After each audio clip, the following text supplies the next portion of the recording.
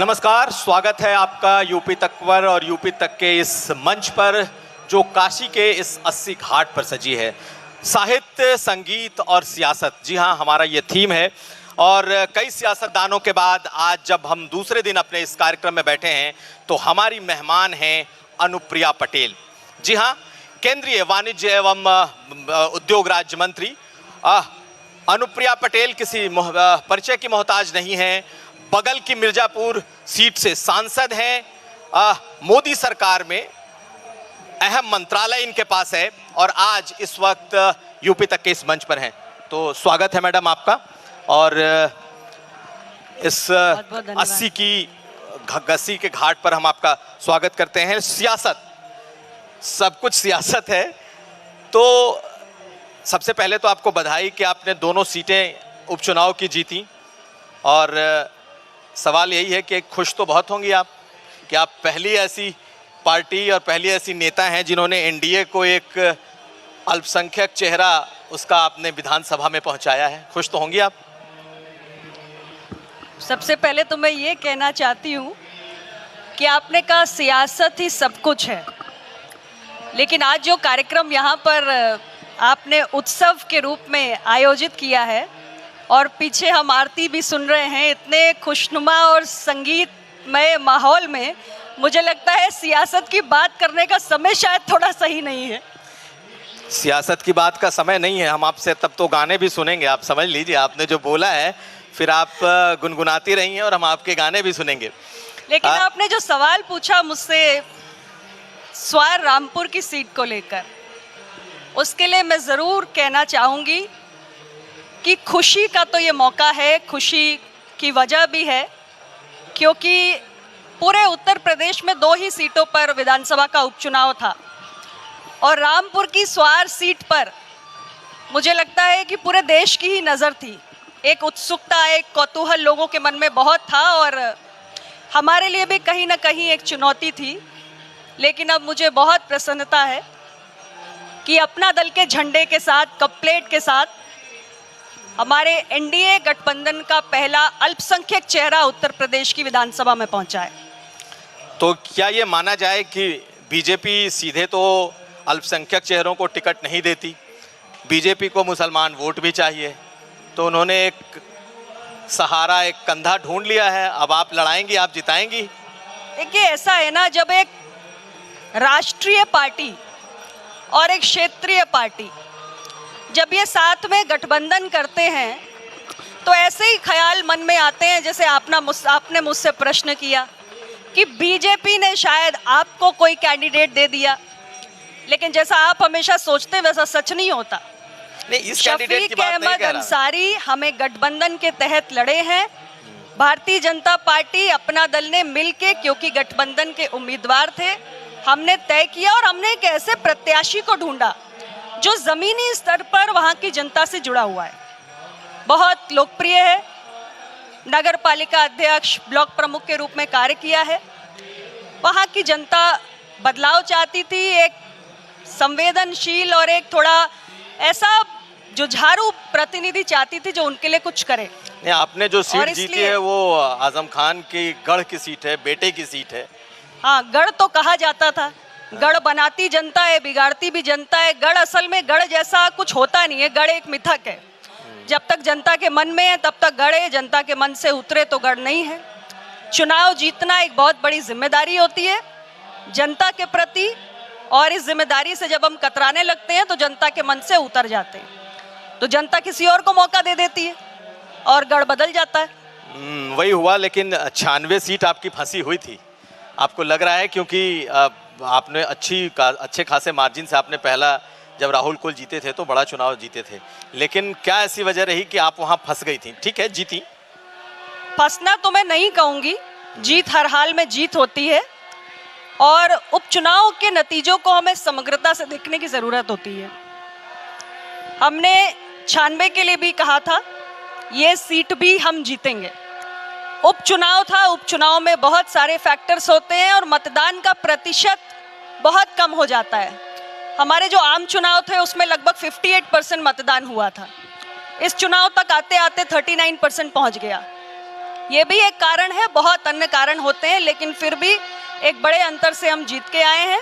और 96 तो मेरे अपने पार्लियामेंट्री कॉन्स्टिट्यूएंसी में है, तो आगे आम चुनाव में भी आप देखिएगा क्या प्रदर्शन होगा पार्टी का।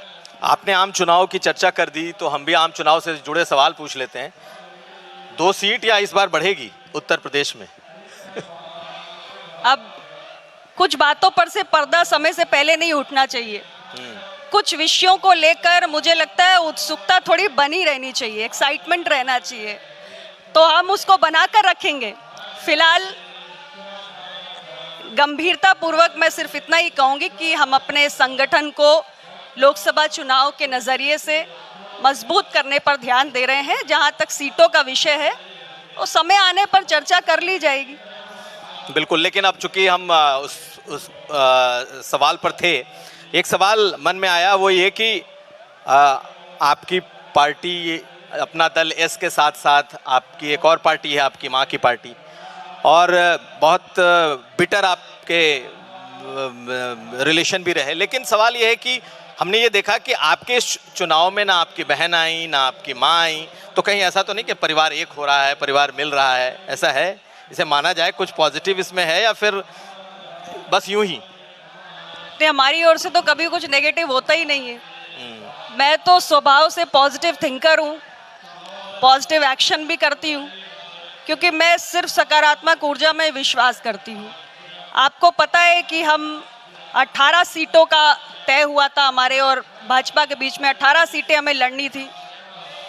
एक सीट पर जब मां ने अपनी घोषणा की तो हमने उस पर चुनाव न लड़ने का फैसला किया। तो हमारी तरफ से तो हमेशा ही अच्छी पहल ही होती, आगे भी होती रहेगी, बाकी उनका निर्णय है। आगे कोई आपको लगता है गुंजाइश है साथ आने की? अच्छा होने की गुंजाइश, उम्मीद हमेशा बनी रहनी चाहिए और अच्छा करते रहना चाहिए। तो मैं तो अच्छा करने में विश्वास रखती हूँ, अपनी तरफ से हमेशा अच्छा ही करती हूँ और अच्छा सोचती भी हूँ। अब एक सवाल ये है कि उत्तर प्रदेश का जो चुनाव है अनुप्रिया जी, अब बाइपोलर की तरफ बढ़ता दिख रहा है। अब पता नहीं होता है या नहीं, क्योंकि समाजवादी पार्टी का एक अपना गठबंधन है, उसमें उसके साथी दल हैं, मायावती हैं। आपको लग रहा है कि एक बड़ा गठबंधन आपके गठबंधन के खिलाफ रूप ले रहा है पूरे देश में कर्नाटक के चुनाव के बाद, और ये एक आपको लगता है कोई चैलेंज है कम से कम उत्तर प्रदेश में? देखिए, कर्नाटक के चुनाव में निश्चित रूप से हमारे सहयोगी दल को जो उम्मीद थी वैसा नतीजा नहीं मिला, लेकिन एक राज्य के चुनाव के बल पर हम कल्पना कर लें कि पूरे देश के अंदर कोई बहुत बड़ा विपक्षी गठबंधन तैयार हो रहा है, तो फिलहाल मुझे ये बात थोड़ी हवाई लगती है। आप देखिए, विपक्ष के पास कोई ऐसा एक चेहरा नहीं है जिस पे सारी विपक्षी पार्टियां जो अलग अलग राज्यों में कहीं ना कहीं है सहमत हो। तो पहले तो एक गठबंधन का कोई चेहरा नहीं है, कोई एक नीति नहीं है, कोई एक रोड मैप नहीं है, तो ये बिखरा हुआ सा एक कुनबा है। तो पहले ये एक हो जाए, इसकी संभावना मुझे प्रबल दिखाई नहीं पड़ रही। उत्तर प्रदेश की जहां तक बात है, उसमें मैं जरूर कहूंगी कि आप देखिए, पिछले कई 3-4 चुनाव को देखिए, लोकसभा के, विधानसभा के, अलग अलग प्रयोग हर चुनाव में हुए, जिसे आप विपक्ष के तौर पे देख रहे हैं या आप सोच रहे हैं कि शायद कोई बड़ा कुछ नया बन जाए। कांग्रेस और सपा भी साथ में रहे, बसपा सपा भी साथ में रहे, फिर अभी के चुनाव में एक ऐसा गठबंधन बना जैसे कि छोटे छोटे दलों को साथ में रखा गया। लेकिन मैं इसे गलत नहीं कहती, क्योंकि लोकतंत्र में हर पॉलिटिकल पार्टी का अधिकार होता है अपने अपने प्रयोग करने का। लेकिन मोटी बात यह है, हर प्रयोग असफल हुआ, तो उत्तर प्रदेश में कहीं कोई गुंजाइश नहीं है। 2024 में एक बार फिर अपना दल, भारतीय जनता पार्टी और अब एक और सहयोगी निषाद पार्टी भी साथ में, एनडीए का गठबंधन लोगों के मन में उतर चुका है और कहीं इसका कोई मुकाबला नहीं है। लेकिन मन से निकालने की कोशिश नीतीश कुमार कर रहे हैं, देश भर में घूम रहे हैं, लेकिन उत्तर प्रदेश और पूर्वांचल पर खास नज़र है। और अगर देखा जाए तो उनकी अपनी जो कोशिशें हैं वो आपके इर्द गिर्द हैं, आपकी सीटों के इर्द गिर्द हैं, पूर्वांचल की कुछ सीटों के इर्द गिर्द हैं जहां पर आपका प्रभाव क्षेत्र है। उसी बिरादरी से आते हैं। आपको लगता है कि वो पोटेंशियल थ्रेट एक सियासी तौर पर हैं? देखिए, वो कई बार के मुख्यमंत्री हैं, मैं उनका बहुत सम्मान करती हूँ, बहुत वरिष्ठ नेता हैं। लेकिन आप जब ये कहते हैं कि वो मेरे इर्द गिर्द कुछ संभावनाएं ढूंढ रहे हैं, तो मुझे थोड़ा सा लगता है कि चलिए, हमारी पार्टी बड़ी हो रही है, राज्य स्तरीय से ज़्यादा बड़ा परसेप्शन हो रहा है, इतने बड़े बड़े नेता आ रहे हैं। फिलहाल समझने लायक बात यह है कि जदयू का यहाँ पर कोई जनाधार नहीं है। प्रयोग करना चाहें कर सकते हैं, स्वागत है। जैसा मैंने कहा कि लोकतंत्र में प्रयोग करने की स्वतंत्रता तो हर पॉलिटिकल पार्टी को होती है, लेकिन परिणाम शून्य ही होगा। ये मैं अपना जितना 13-14 साल अब मुझे हो रहे हैं राजनीति में, उत्तर प्रदेश में ही सक्रियता है मेरी, उसके आधार पे मैं कह रही हूँ। तो ये मैसेज नीतीश कुमार को है कि आप उत्तर प्रदेश में चाहे जो प्रयास कर लें, आप तो यहाँ किसी का खाता नहीं खुलना है, बिल्कुल नहीं खुलना है।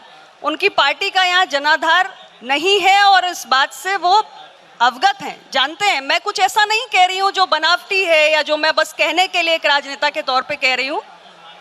जनाधार नहीं है उनकी पार्टी का, जिस राज्य में है वहाँ है, उसे स्वीकार करना चाहिए, लेकिन यहाँ नहीं है। लेकिन यहाँ एक पार्टी तो जनाधार बढ़ाती हुई दिख रही है।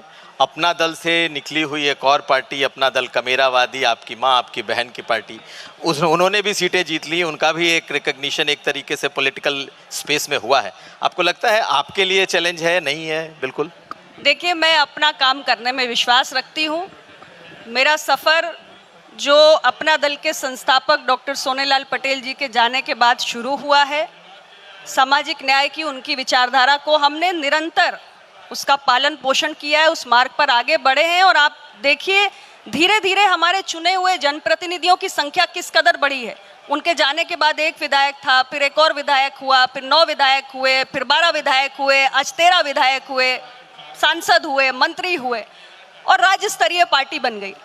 तो अपना काम करने में विश्वास रखते हैं और जब हम जनता के बीच में हैं, अच्छा काम कर रहे हैं, जनता का विश्वास का प्रमाण बार बार मिल रहा है, तो चिंता क्या है, अपनी राह पर आगे बढ़ते रहिए।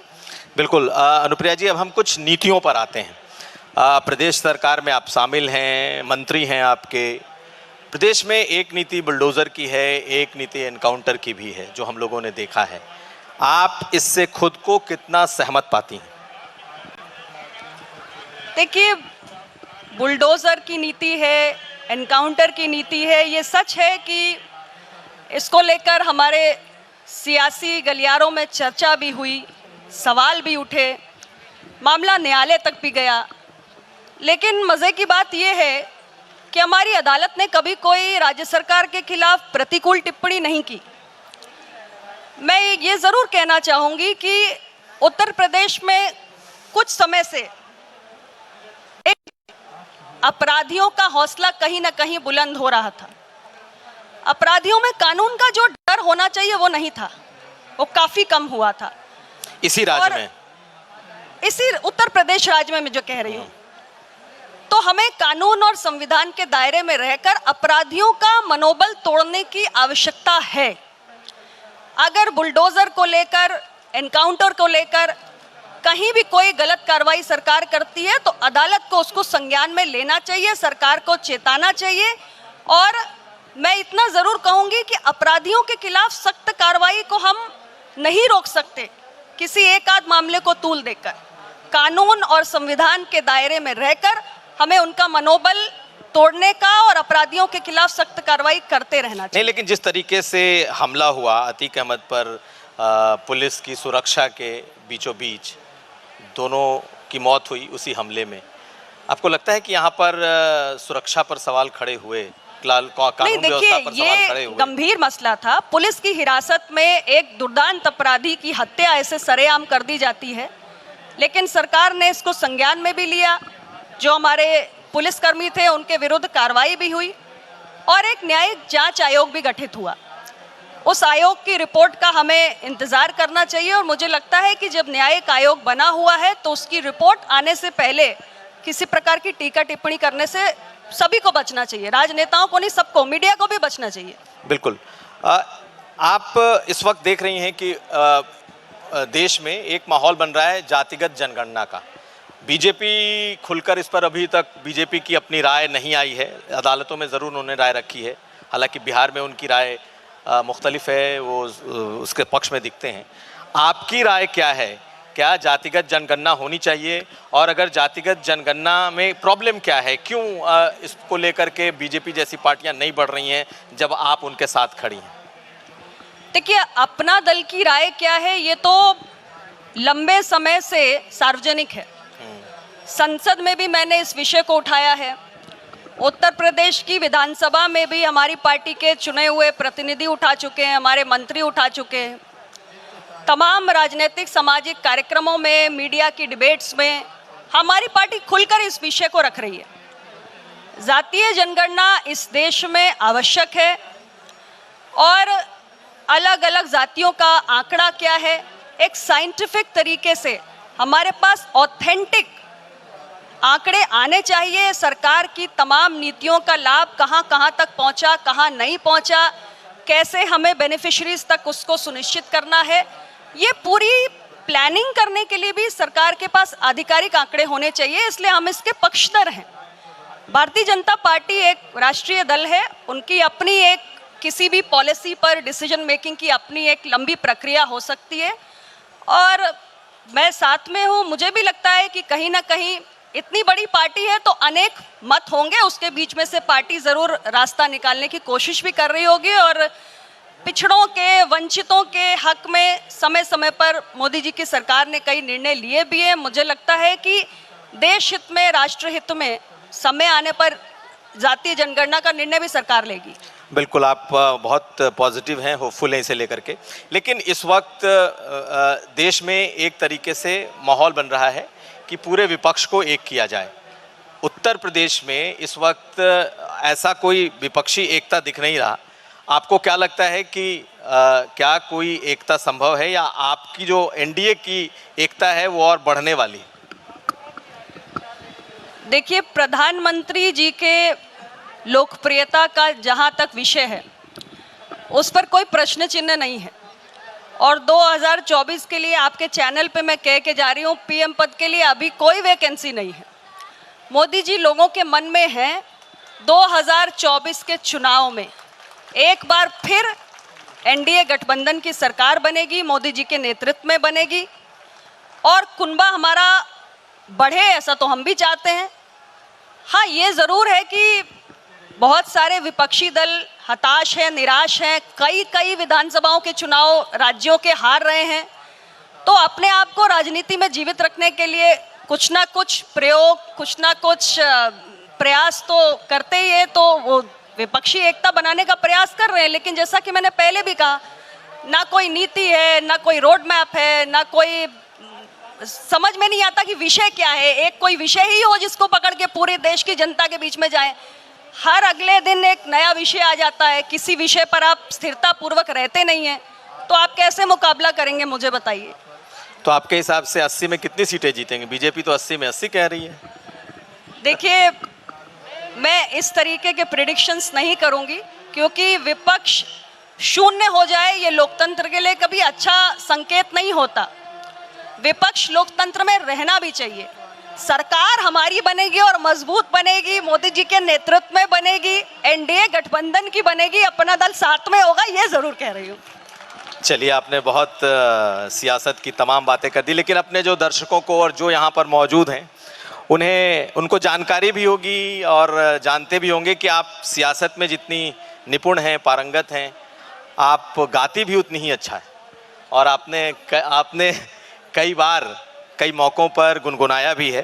तो चलते चलते हम अपने दर्शकों के लिए, हमारे जो देख रहे हैं इस वक्त यूपी तक को, हमारे दर्शक और जो यहाँ बैठे हैं लोग, अनुप्रिया पटेल एक सियासतदान की तरह राइज कर रही हैं, ऊपर जा रही हैं, लेकिन कम लोग हैं जो इनकी आवाज़ को सुने होंगे। तो हमारा जो ये मंच है ये सांस्कृतिक मंच भी है और बड़े बड़े फनकारों ने, कलाकारों ने यहाँ परफॉर्म किया है, आगे भी सुनेंगे। लेकिन आज हम अनुप्रिया जी आपसे भी कुछ सुनेंगे और आप सुनाएंगी। आरती खत्म हो चुकी है, पानी तो जरा हर हर महादेव के नारे लग रहे हैं। जो पानी का एक बोतल जरा दें।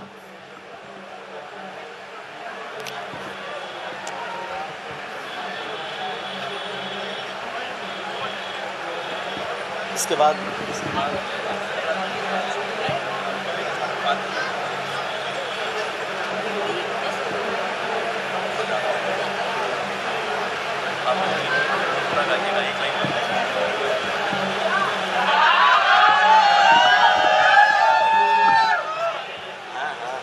आपके गाने के का इंतजार, सब आए हैं सब।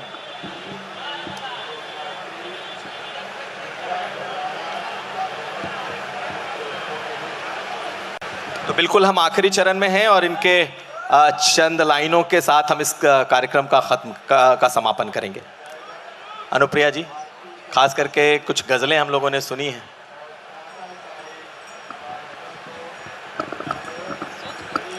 नहीं नहीं,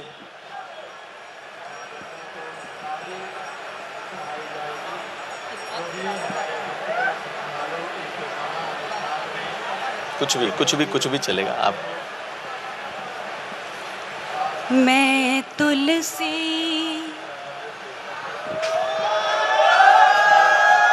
देखिए आपके फैन आपको सुनने वाले। मैं तुलसी तेरे आंगन की, मैं तुलसी तेरे आंगन की, कोई नहीं मैं, कोई नहीं मैं, कोई नहीं मैं तेरे साजन की, मैं तुलसी तेरे आंगन की,